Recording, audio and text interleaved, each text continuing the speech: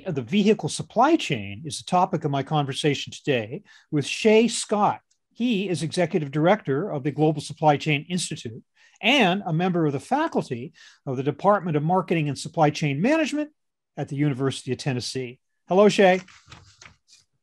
Hi, Bob. Good to be with you today. Good to see you again. Thanks for being with me.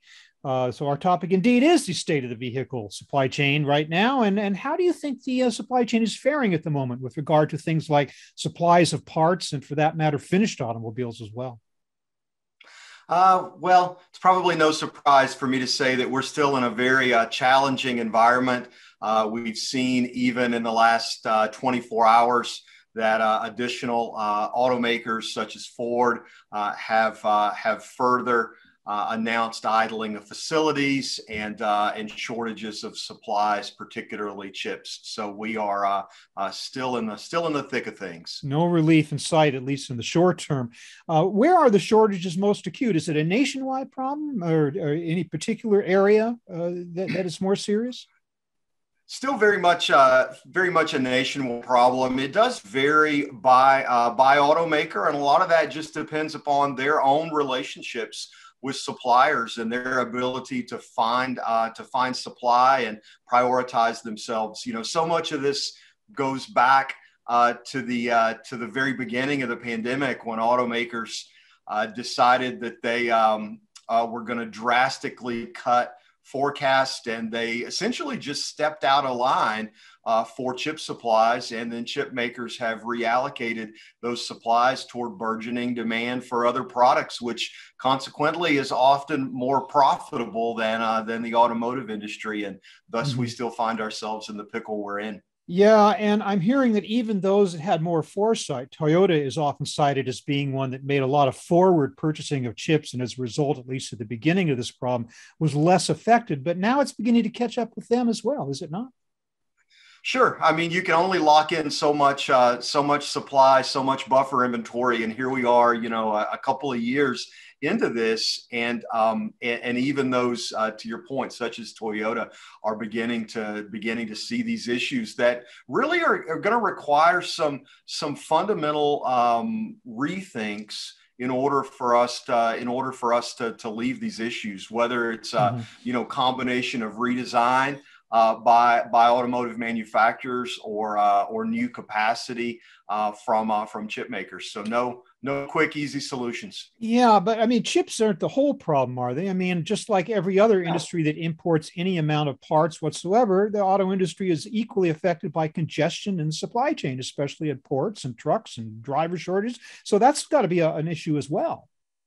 Absolutely. You know, I think we've all been reminded how delicate of an ecosystem we live in, whether we're in the automotive industry, whether we're in another industry, and you know, many of our supply chain processes had benefited from relatively stable, predictable demand, and what we often assumed would be really unlimited or infinite supply.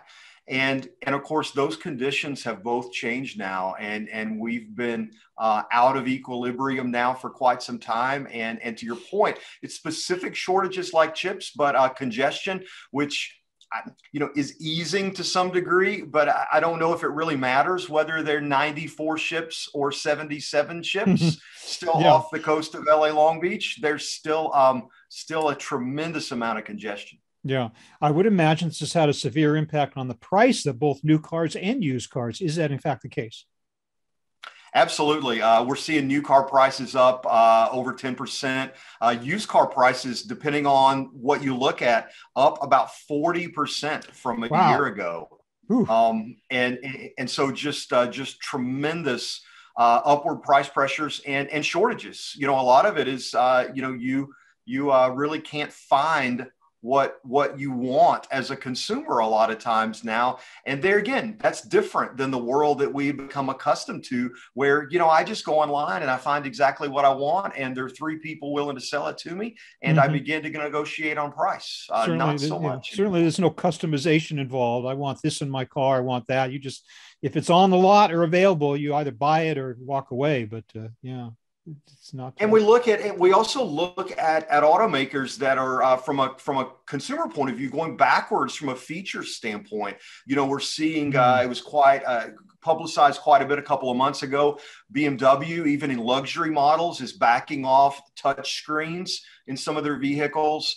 Some of the U.S. manufacturers pulling away from things such as heated seats that had really become standard in many of the models, and so they're again not the normalcy that we're used to. The feature aspect, is some of that a function just of that they can't get the parts to make them, or there are some safety concerns that have arisen too, with drivers being distracted by using these incredibly complex onboard systems?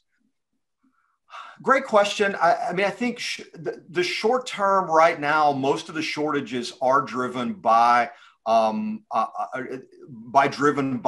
shortages, those features being removed. Although granted, there is the overarching discussion around, are vehicles becoming too complex, too integrated, too distracting to drivers. But things such as heated seats, those are a luxury that we've become familiar with. And And I think consumers are showing that they're willing to pay more for less, though.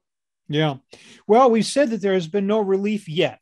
What do you see in the next year? Any chance of that? Or, I mean, it seems like a chip shortage is a long-term problem. Is there any hope for relief for this industry in, say, the next year?